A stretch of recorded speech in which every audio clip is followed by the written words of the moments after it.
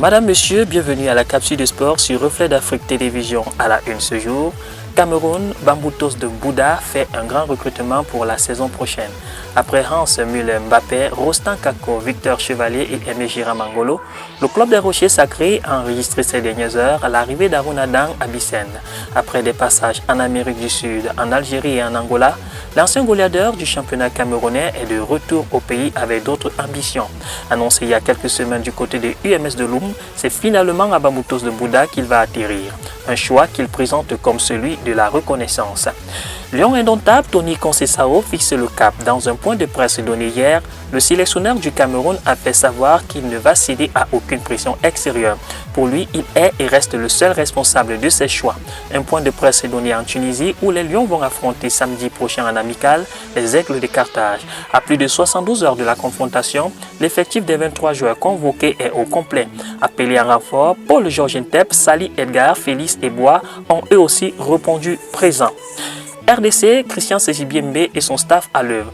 Alors que les Léopards de la RD Congo affrontent ce jeudi les Fennecs d'Algérie en match amical, le sélectionneur affûte ses armes depuis quelques jours à Alger, la capitale.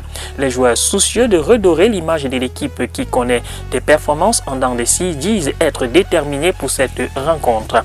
Ce même jeudi, à Singapour, le Brésil affronte le Sénégal. À Niamey, le Nigérien attend de pied ferme les Chipolopolo de Zambie pour un match amical également.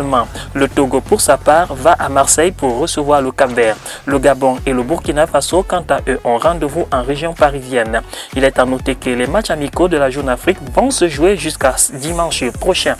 JO Tokyo 2020, le Nigeria n'y sera pas. Les Super Falcons ont été éliminés hier par les Ivoiriennes. Sur le score d'un but partout, les Nigérianes sortent de la course à cause d'un match nul et vierge concédé mercredi dernier en Côte d'Ivoire.